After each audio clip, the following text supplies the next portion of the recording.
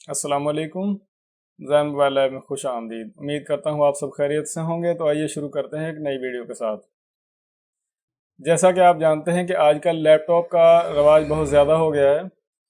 पहले तो लैपटॉप बहुत कम थे, लेकिन अब अमूमन लोग लैपटॉप का इस्तेमाल करते हैं, चाहे इंटरटेन का काम हो या वर्किंग हो।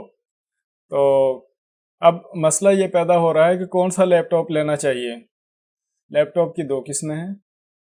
वैसे तो कंपनीज भी और काफ़ी किस्में हैं, लेकिन काम के लिहाज से दो किस्में हैं, सिंपल लैपटॉप और वर्क स्टेशन।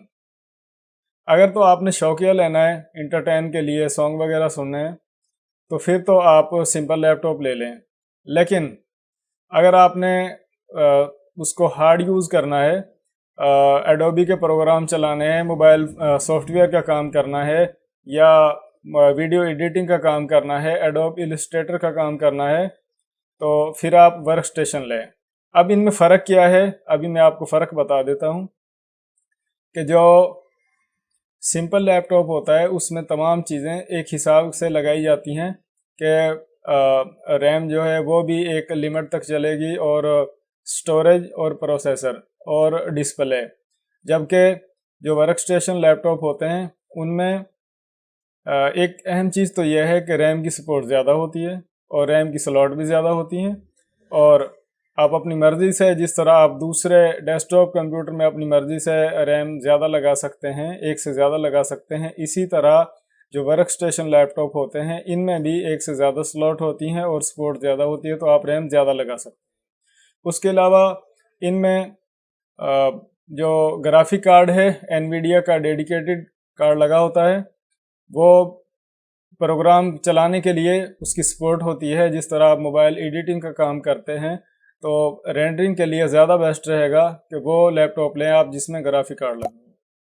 उसके अलावा इसका जो प्रोसेसर होता है उसकी कैशे मेमोरी ज़्यादा होती है और प्रोसेसर के कोर भी ज़्यादा होते हैं, और जो वर्क स्टेशन लैपटॉप होते हैं उनमें यूएसबी पोर्ट्स भी ज़्यादा होती हैं, और अगर थोड़ा सा अच्छी क्वालिटी का लें तो उसमें यूएसबी पोर्ट्स 3.0 होती हैं, और डिस्प्ले पोर्ट जो होती है वो भी एक्स्ट्रा, एक तो वीजीए पोर्ट होती थी ना, अब डिस्प्ले पोर्ट आ रही है। एचडीएमआई का दौर जो है वो तो तकरीबन पुरानी हो गई है, अब डिस्प्ले पोर्ट आ रही है। और उसके अलावा एक से ज़्यादा हार्ड ड्राइव आप लगा सकते हैं।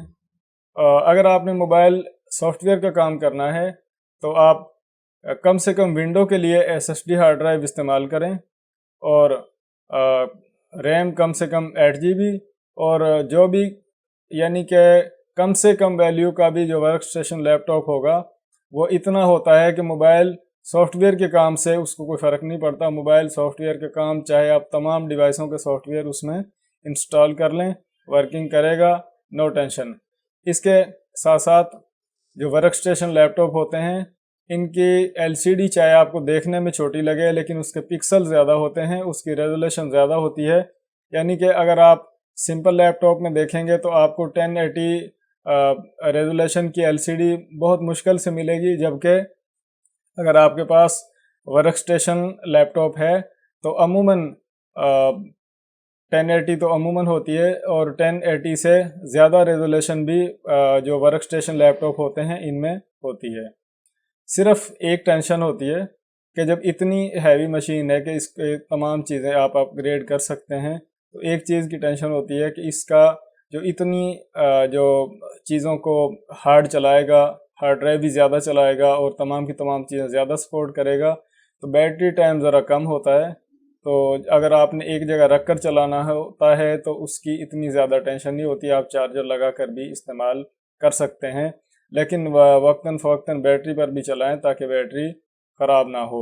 जो वर्क स्टेशन लैपटॉप होते हैं इनमें आईपीएस डिस्प्ले लगा होता है, और एक मजबूत चीज़ होती है कि जिसको आप इस तरह हार्ड वर्किंग के साथ चला सकते हैं जिस तरह आप डेस्कटॉप कंप्यूटर को इस्तेमाल करते हैं।